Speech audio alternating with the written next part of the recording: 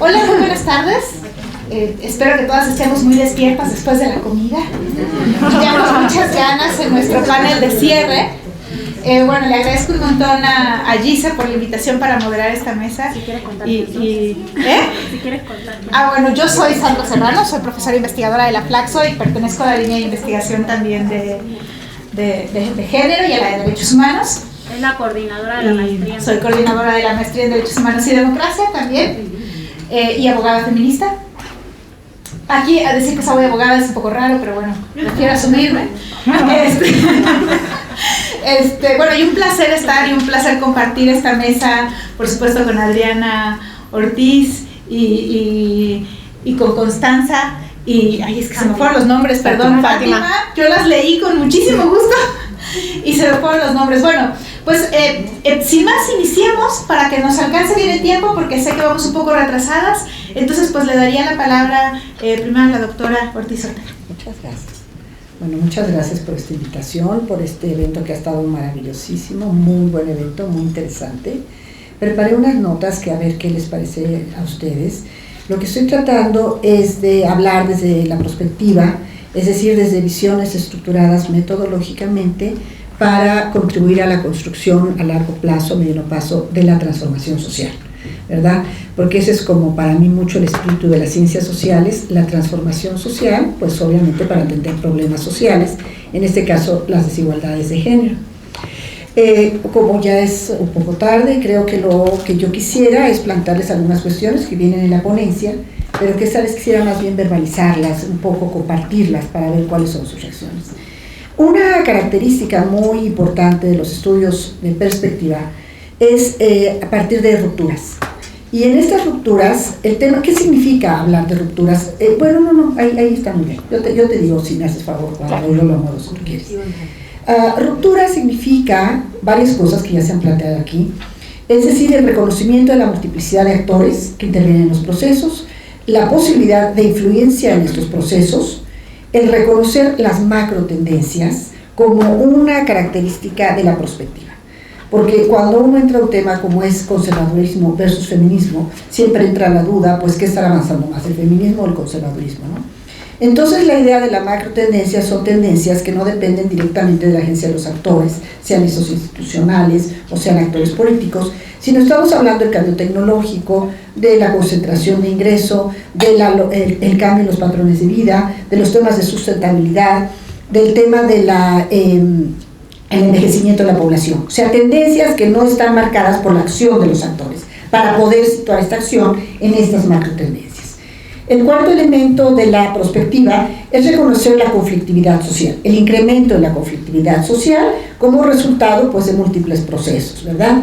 En este reconocimiento de las rupturas, lo que entonces uno se plantea cuando trata de hacer un estudio de perspectiva es pasar metodológicamente a través de varios pasos que les describiré más adelante para crear, o sea, solamente me voy a referir a dos técnicas de la perspectiva, que es a la creación de escenarios y a la creación de consensos, como dos metodologías que han sido ampliamente avaladas internacionalmente desde la perspectiva de los feminismos. Entonces, digamos, tenemos estas cuatro características de la perspectiva, del análisis desde la ruptura, o sea, no desde una continuación, como ya pasó, va a pasar, va a seguir pasando, o como está pasando, desde el presente puedo derivar, hacer inferencias, sino lo que yo estoy tratando de hacer es tomar ciertos rasgos para pasar al primer paso de la perspectiva, que es la reinterpretación del pasado y del presente, de una manera en la cual yo claramente procedo a poder revisar algunas de las cuestiones que interesa analizar. En este caso, el conservadurismo y el neoconservadurismo, que claramente ha sido planteado en esta conferencia, como la restricción de la dimensión política, como la influencia sobre la democracia deliberativa, como la regresión democrática que se concretiza en el género, y se han dado este tipo de ejemplos. A mí me parece que, por supuesto, todo esto es pertinente para la literatura sobre conservadurismo, y también yo creo que se ha dicho un trastocamiento en el reparto del poder social y del poder económico, una reorganización del poder político. A mí me parece que en una conferencia sobre feminismos habría que añadir dos cuestiones más, y es la capacidad, bueno, que también ya se han dicho, la verdad, ¿no? Pero yo creo que hay que insistir en ellas, que es la capacidad de dirigir el poder contra las clases subordinadas de muchos tipos, para ir limitando la agencia y poder influir de una manera más clara sobre los temas. En ese sentido, se ha hablado de conservadurismo y neoconservadurismo, y tal vez faltaría fijar más el tema del populismo por la forma como se va concentrando el poder en estos espacios de ruptura. Entonces, tomando en cuenta estas características del conservadurismo y el neoconservadurismo, lo que salta mucho a la vista, al menos en los autores que tuve oportunidad de revisar sobre el conservadurismo, era, por un lado, el tema de los contextos nacionales como espacios desde los cuales se están sacando a la luz muchas contradicciones, el espacio local y el espacio nacional, la configuración de las sociedades civiles, ciertamente. Y en tanto estamos en un momento de final de ciclo, es decir, en miras a que se haga la evaluación de Beijing más 25 el año que entra, que se está pensando cómo será esta evaluación, cómo va a ser este replanteamiento de la agenda internacional, pues yo creo que aquí hay que hacer una revisión del neoconservadurismo y el conservadurismo, por supuesto actualizado a lo que está pasando, para poder proceder a un análisis de rupturas. ¿Qué significaría esto? Yo creo que una de las historias que falta todavía escribir mucho y a la cual hay que prestarle atención es a la dimensión transnacional del feminismo. ¿Por qué? Porque cuando se construye la idea de ir hacia la arena internacional, específicamente hacia las conferencias de Naciones Unidas para explorar la situación de las mujeres, esta metodología prospectiva que se construyó y a través de la cual se establecieron los 12 puntos de la agenda de Beijing, que hoy día se pueden analizar, o sea que estamos hablando de una metodología que se planteó este análisis hace 25 años y tal vez 50, ¿no? Que es cuando realmente se plantea esto.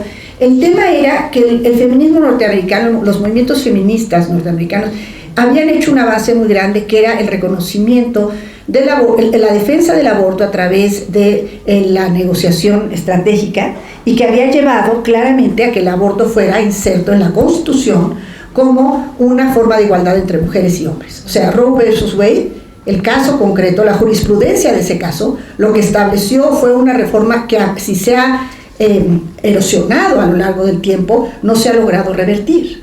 Entonces, esa ventaja tuvo otra desventaja, que fue que muy pronto hubo un proceso de cuestionamiento del poder político que iba ganando ese movimiento de mujeres, por lo que muchas de estas mujeres empezaron a buscar, a darse cuenta de que frente al conservadurismo, que en esos años ya era evidente, estamos hablando de los años 70, había que sacar ese movimiento de la escena local norteamericana a la escena internacional. Y la única forma de conseguir una validación internacional del feminismo era a través de acercarse a las mujeres de los países pobres y darle una validación de una agenda que estuvo muy encaminada a los derechos sexuales y reproductivos, pero no únicamente. Y ahí el papel de la región latinoamericana fue fundamental para establecer temas como fue la agencia, la violencia de género, pero no fue el único tema. Otros temas surgieron de otras regiones que tenía que ver con la educación, como ejemplo Medio Oriente, que tenía que ver con el tema de los conflictos armados también.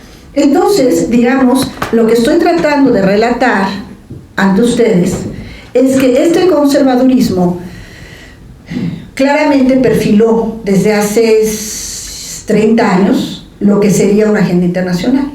Entonces, de cara a estas revisiones, se nos vuelve a presentar cómo será la relación transnacional local.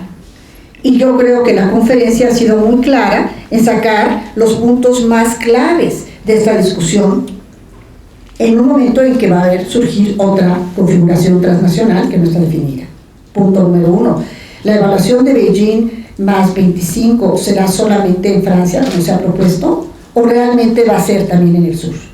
Porque si no va a ser en el sur, el tema de la tecnología va a surgir muy fuertemente, pero no va a surgir el tema de la agenda del desarrollo como sí surgió anteriormente. ¿Ves? Entonces esto puede afectar los 12 puntos, y yo creo que es el tipo de preguntas que nos tenemos que hacer desde América Latina, porque yo creo que es en América Latina donde los mecanismos de adelanto para la mujer, donde el tema de la violencia, el litigio estratégico, los casos de estudio están permitiendo tener experiencias como las que han sido narradas en esta conferencia. Entonces, si queremos pasar, considero yo, a un tema de tácticas y estrategias desde una perspectiva transnacional, que toma en cuenta la capacidad de los feminismos de tejerse entre sí, de revisar esta agenda de los 12 puntos, aquí están los 5 primeros y aquí están los 12. Nosotros veremos que muchos de estos puntos han tenido una gran aceptación internacional. La pregunta es qué pasa, por ejemplo, con el punto 3, qué pasa con el punto 4, qué pasa con el punto 7, con el 8 y el 9. Digamos, son los puntos de mayor controversia que hay en esta agenda y que ustedes los han visto surgir en los ejemplos que hemos ido construyendo, ¿verdad? Entonces, aquí el tema de la transnacionalidad del feminismo y su capacidad de perfilar estos temas en los distintos contextos se ha confrontado con la transnacionalidad de los conservadurismos, que yo considero que es una cuestión muy oportuna, muy interesante, sobre todo por su impacto en el recorte presupuestario, en las formas de gobierno, y posiblemente una nueva revisión de esto, no sé cuándo, pero pronto, tendrá que ser con relación a la transnacionalidad de los crímenes organizados, de la pérdida de la legalidad, porque son actores también que están influyendo directamente en esta agenda, y ese es un tema que todavía no ha sido analizado. Entonces, digamos, en ese contexto, las presiones neoconservadoras sobre la plataforma limitaron desde un inicio su influencia y capacidad para el tratamiento como embarazo adolescente, no deseado, forzado, aborto, violencia de género. Es una tendencia que tenemos. Y frente a esta tendencia, digamos, la pregunta es cómo podemos utilizar pasos concretos si lo que queremos es entrar en un ejercicio de planeación estratégica que de una manera mucho más clara tome en cuenta las estrategias antifeministas y de antiderechos contra las mujeres que están vigentes, motivo de la conferencia, ¿no? Entonces, digamos, si para hacer esto, yo lo que estoy proponiendo, es decir, efectivamente, como ha sido claramente planteado, es necesario revisar desigualdades, es necesario estar en un diálogo con otros actores para poder propiciar estos procesos de cambio. Sin embargo, también se requiere una construcción no solo de un objeto de investigación, sino de un sujeto, y de ahí la utilidad de las metodologías prospectivas. Porque entonces lo que nosotros estaríamos preguntando no solamente es el por qué, el cómo o el qué pasó, sino también para qué, para quién, con qué y con qué, ¿no? Con quién y con qué. Y yo creo que estas nuevas preguntas de investigación vienen a enriquecer el trabajo, ¿verdad? Entonces por eso es que yo de repente entonces es importante, digamos, me apasiono, porque yo creo que esta posibilidad de las ciencias sociales, como incluso ya lo ha planteado la UNESCO, como hacer una transformación social en un contexto donde el conservadurismo acota no solamente la concepción del tema, sino el compromiso con el cambio social, pues es un llamado de atención a las propias ciencias sociales, ¿no? Entonces, ¿cómo serían estos escenarios de futuro para los feminismos y sus implicaciones en México y para América Latina? Efectivamente, digamos, tenemos que tener en cuenta la base de los feminismos con un reconocimiento del conservadurismo, sin duda, ¿no? Y entonces aquí viene la gráfica tan utilizada de los prospectólogos, que dicen, bueno, es que si queremos realmente influir sobre las cosas, no podemos solamente tener un futuro proyectivo, aquel que viene desde lo que se espera, lo que está pasando desde los datos, o un futuro utópico, aquel que quieres construir, sino un futuro futurible. Y el futuro futurible es aquel que tú vas a construir en el postiempo, o sea, en el que activamente vas a trabajar. O sea, activamente la plataforma de Beijing se planteó incidir en la educación, incidir en la toma de decisiones, en fin, todos estos 12 puntos se plantearon como futuro futurible. Entonces, nosotras, frente al conservadurismo, con estas técnicas, tendríamos que estar planteando cómo es este postiempo, cómo es este futuro futurible que reconoce, digamos, porque hay un futuro catastrófico que también ahí está, ¿no? El que todo se pone mal, porque no influiste en él. Y el lógico que te indica que sí, que algo está ocurriendo. Entonces, ¿tú cómo te planteas construir el futuro futurible? Y para entrar al ejercicio del futuro futurible, lo primero que tienes que hacer es plantearte este replanteamiento, ¿no? Por eso eran mis cuestionamientos de cómo puedes tú definir el conservadurismo, cómo puede la academia construirse estas preguntas de investigación que permitan hacer este ejercicio, ¿no? Y que no tengan como referencia únicamente las tendencias pasadas o el análisis coyuntural respecto al ascenso del conservadurismo. Porque, bueno, dicho muy breve, lo dije muy brevemente, pero este conservadurismo ha estado presente pues desde antes, fue el motor para la creación del feminismo internacional. Entonces, digamos, si los dos están en ascenso, tanto el feminismo como los conservadurismos, pues ¿con qué recursos cuenta actualmente el feminismo para poder incidir? Entonces ya dijimos, en una metodología futurista, bueno, no prospectiva, no futurista, sino prospectiva, la multiplicidad de actores, la complejidad del cambio, el reconocimiento del caos social dentro del cual las instituciones y arreglos sociales no se comportan de manera arreglada, son los que debemos tomar en cuenta para llegar a la cuarta pregunta, es ¿qué va a pasar si no hacemos nada? Y entonces, ¿qué es lo que vamos a hacer? ¿No? Si no vamos a hacer nada, pues ya sabemos, ¿no? Ya tenemos el dibujito ahí de la gráfica lineal. Entonces, estamos en este ejercicio de referir elementos del presente y del pasado para entrar en esta reinterpretación que nos permita generar acciones que lleven a construir esta perspectiva. Entonces, bueno, ya establecimos, ya dijimos que tenemos que precisar mejor que entendemos por conservadurismo, ya dijimos que hay algunos efectos colaterales sobre esto, ya hablamos de toda la influencia negable, ¿no? Entonces, digamos, tenemos que aproximarnos a estas preguntas. En tanto, la premisa de esta mi intervención, es que el futuro no existe, ni es inexorable o único, sino que se construye. Entonces, hablamos de este futuro futurible, que en el caso es desde los feminismos mexicanos, porque fue lo que más conocían. Ya no les voy a hablar desde la experiencia mexicana, porque creo que esto ya lo hicieron muchas personas o algunas personas en la mesa muy brillantemente, no tiene caso que lo plantee. Y entonces yo creo que necesitamos colocar la propuesta que queremos que lleve a los feminismos a tener esa capacidad de influencia. El paso siguiente, una vez que hacemos este reconocimiento, que también ya se hizo en esta discusión, es la necesidad de crear los consensos. Esta vez la creación de consensos, como también ya se vio, necesita de las futuras generaciones que están haciendo un trabajo muy concreto en distintos espacios y que están llevando a poder construir este sujeto, reconstruir este sujeto feminista. Entonces, yo creo que si bien en América Latina, si nos referimos específicamente a América Latina, tiene un proceso de inestabilidad, esa inestabilidad no nos debería de impedir hacer esta construcción. Todas estas láminas, como yo les decía, hablan del caso mexicano, y de la fragilidad institucional, ¿no? Entonces, básicamente, la reflexión es, no todo está escrito, no tenemos por qué tener una actitud lineal, estamos en un proceso de reconstrucción de con quién son las alianzas y en una posibilidad de las ciencias sociales de tener metodologías, porque son metodologías, estamos ante una metodología consolidada, no solo son mis aportaciones individuales de Adriana, ¿no? Yo le había puesto esta mesa, dije, bueno, a lo mejor esto del futuro futurible va a sonar tan ajeno, que a lo mejor yo debí de haber titulado esta ponencia Apuntes para una lectura de tarot para los feminismos latinoamericanos. Pero en realidad no estoy tratando de hacerles una lectura de tarot, estoy tratando de hacerles una propuesta de trabajo. Muchas gracias. Muchísimas gracias, doctora Ortiz Ortega.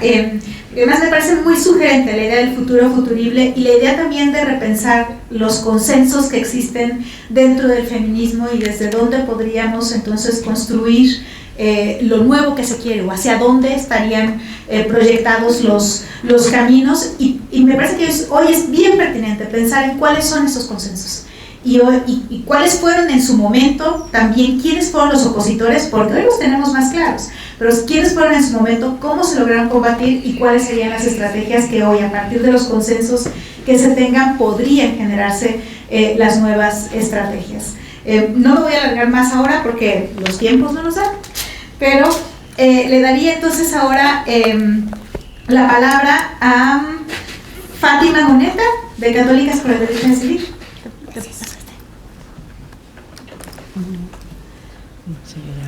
¿No? Ahí está.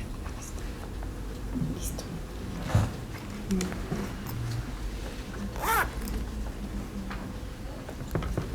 Que ya está, creo.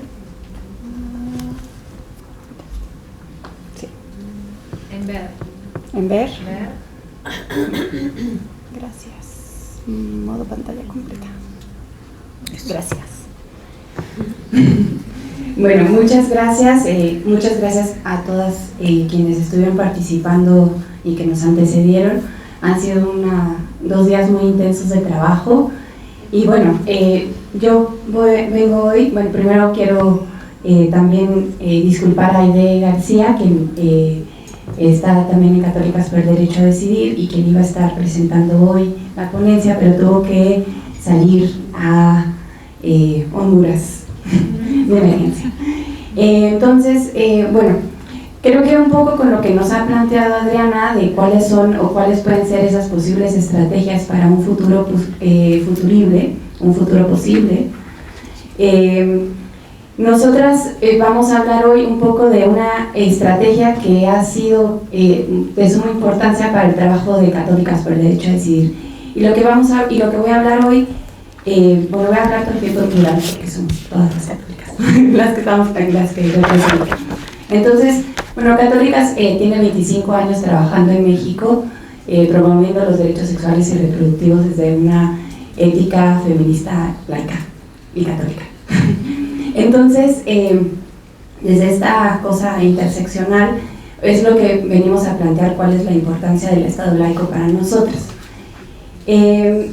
Para nosotras en estos años ha sido como muy evidente el avance de los conservadurismos religiosos o de los grupos antiderechos o de los grupos activistas religiosos, como queramos llamarlos, y también se hace muy evidente que es necesario contar con espacios imparciales, libres de dogmas para poder discutirlos y en su caso seguir avanzando en los derechos sexuales y reproductivos.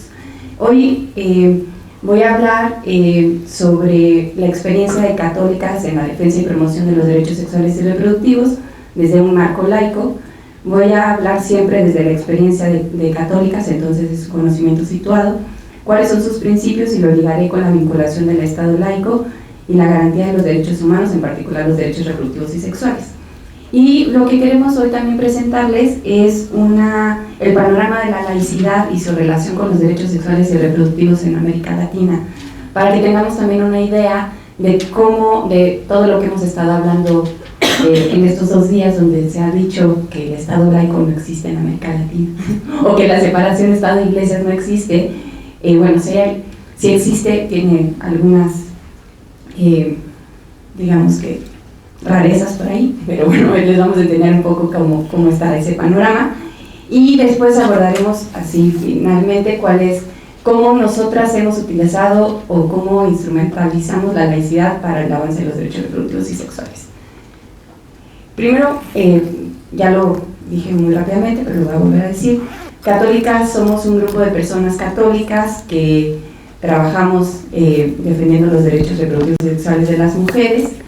Nuestro trabajo lo hemos dividido en 3 espacios fundamentalmente para que la sociedad respete nuestras determinaciones como personas autónomas y libres, como ciudadanas para que el Estado promueva los instrumentos y servicios, las leyes, normas y políticas que garanticen el ejercicio de nuestros derechos, y finalmente para que como creyentes las iglesias, especialmente la Iglesia Católica, no intervengan en el ámbito político, obstruyendo las libertades que tenemos como ciudadanas. Como mujeres católicas hemos querido mostrar que existen distintas maneras de vivir la religión en contraposición a lo que los fundamentalistas religiosos señalan o lo que en nuestro caso es la jerarquía católica. Particularmente sobre el aborto y otros temas de moral sexual, nos interesa mostrar que no existe dentro de la Iglesia una posición única sobre ello y que existen argumentos dentro de la misma tradición que reconocen la autoridad de las mujeres para tomar decisiones libres. Uno de estos principios es la libertad de conciencia. Y este principio tan importante también es uno que protege el Estado laico y es una de las razones que como activistas de los derechos reproductivos y sexuales lo defendemos y promovemos. Como hemos visto en las presentaciones, el avance de los grupos conservadores y los grupos antiderechos es cada vez mayor, dificultando la garantía de los derechos sexuales, de los derechos humanos de las mujeres y particularmente todo lo que tenga que ver con la moral sexual. En nuestra experiencia, la laicidad puede ser una herramienta para contrarrestar, o en su caso, detener los retrocesos que quieren los grupos antiderechos.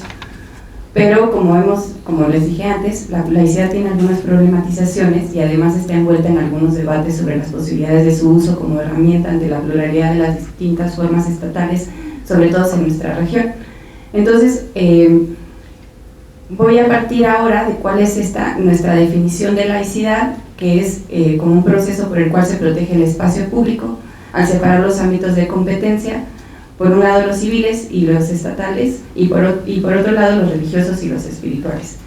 Entonces, esto sale que el Estado laico, que es el modelo institucional de la laicidad, no es un fin en sí mismo, sino es un mecanismo que deja a las personas una amplia esfera de soberanía para desarrollar sus propias creencias y percepciones en torno a lo bueno y lo malo, y a vivir de conformidad con ellas en el marco de una esfera social plural y tolerante.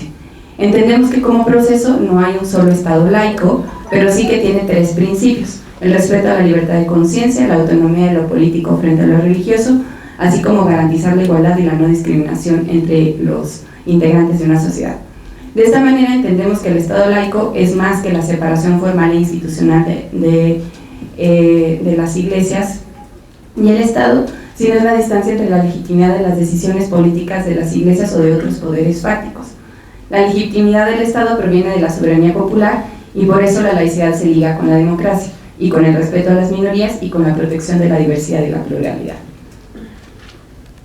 También ponemos el vínculo con la sexualidad porque es un campo eminentemente político que requiere de un espacio público imparcial donde puedan dirimirse las disputas entre los distintos grupos, particularmente los grupos de la diversidad sexual y los movimientos feministas y las iglesias que intentan seguir siendo la autoridad moral para decidir cómo vivimos nuestra sexualidad. Tomando en referencia a Bayón y a otros autores esta politización que hubo en todo el mundo, particularmente en América Latina, también politizó a grupos contrarios a los derechos sexuales y reproductivos que se solidarizaron en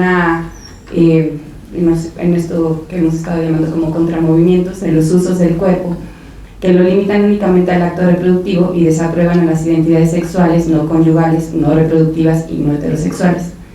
Lo hacen primero desde un discurso religioso y ahora lo hacen desde una estructura secular. De esta manera, a pesar de que la religión o lo religioso ya no es el centro organizador del mundo, las iglesias y algo de la idea religiosa se mantienen en la esfera política, y es por eso que hasta la actualidad los grupos antiderechos participan en los debates sobre la vida, las identidades sexuales y la familia. Es por eso también que el ámbito de las disputas en torno a la sexualidad sea una de las dimensiones en donde puede apreciarse con fuerte nitidez esta presencia. Para nosotros, aunque sean grupos no religiosos, sigue habiendo un componente religioso en torno a la sexualidad en torno a la sexualidad, que es por lo que pensamos que sí es importante seguir pensándolo desde grupos activistas religiosos o grupos fundamentalistas religiosos.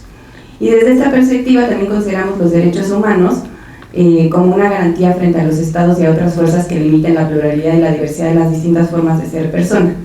Y los derechos sexuales y reproductivos como derechos humanos funcionan como diques ante las posibles imposiciones de sexualidades hegemónicas y como horizontes para el ejercicio libre de la sexualidad. Entonces, esto es más o menos lo que está en este intento de marco teórico muy gráfico, donde ponemos porque esa es la razón por la que la laicidad puede ser una herramienta para el avance de los derechos sexuales y reproductivos.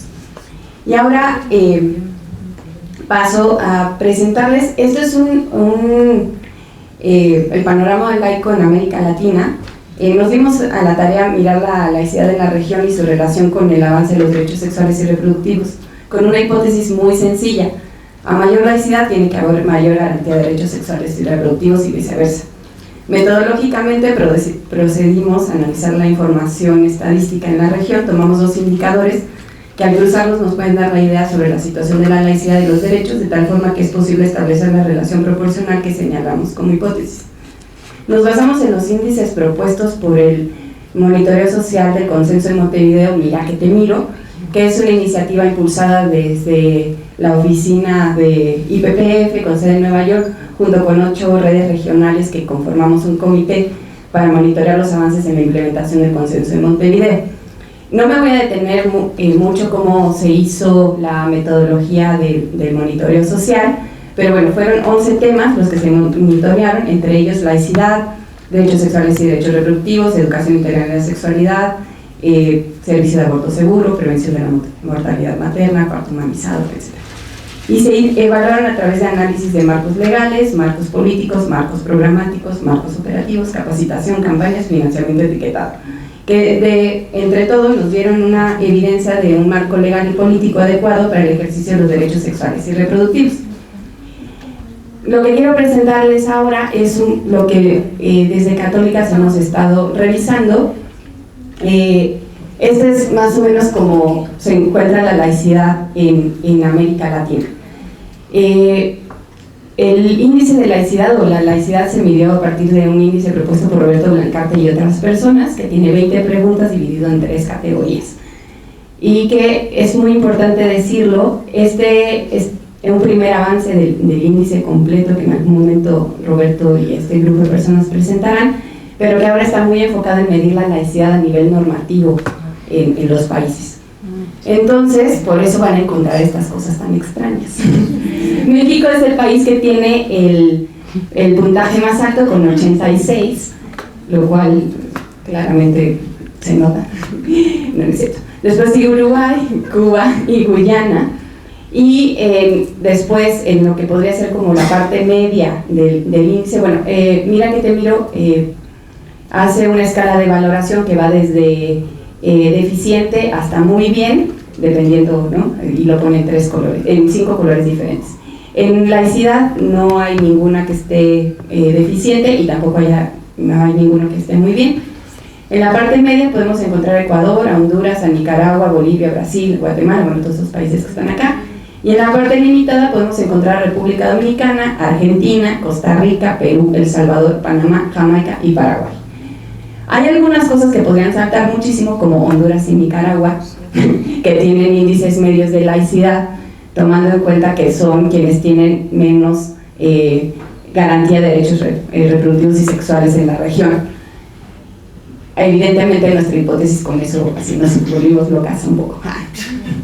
Pero bueno, antes de pasar a la comparación, al cruce, quisiera decir algunos resultados que encontramos en este monitoreo. En el carácter del Estado, ¿quiénes son los países que definen explícitamente que son laicos? Solo hay 6 países. Hay 6 países que todavía mantienen la religión privilegiada, como Guatemala, por ejemplo, o sea, tienen una separación formal, y separamos la Iglesia del Estado, pero la religión católica permanece como privilegiada. Eso es el caso de Paraguay, Guatemala. Hay un estado que es Costa Rica, quien se mantiene como que tiene una religión oficial, y 10 países que tienen una separación formal entre el Estado y las iglesias. 10 países todavía mantienen acuerdos con el Vaticano. Son muchos más de los que esperaba, la verdad. Y contrario a lo que pensemos, la mayor parte de esos acuerdos o concordatos que en el Vaticano se hicieron en el siglo XX, y hay países que tienen 2 concordatos, por ejemplo Ecuador y Venezuela, bueno, que tienen 2 acuerdos diferentes. En relación a la libertad de conciencia, que es una parte importante para garantizar el Estado laico, los 23 países tienen garantizada la libertad de culto, pero la libertad de conciencia como tal solo la tienen 15 países. 11 países de 23 países examinados tienen todavía libertad religiosa en sus constituciones o en alguna de las leyes secundarias. Salud. Y 10 de 23 países todavía contribuyen a las iglesias de manera oficial. Algunos de estos países sí son quienes tienen concordatos, y hay otros países que no tienen concordatos y le dan dinero a las iglesias de todas maneras. Y bueno, aquí está que es el cruce entre los componentes de laicidad, el componente de aborto, de educación integral en la sexualidad, de salud sexual y reproductiva y derechos sexuales y reproductivos. Como podemos ver, tanto salud sexual y reproductiva como derechos sexuales y reproductivos tienen puntuaciones muy altas que no nos dicen mucho sobre la realidad de los países en cuanto al ejercicio de los derechos. Esto es, o bueno, nuestra hipótesis es que la mayor parte de los países, bueno, no solo es nuestra hipótesis, la hipótesis también de Mira que te miro, los derechos sexuales y reproductivos tienen que ver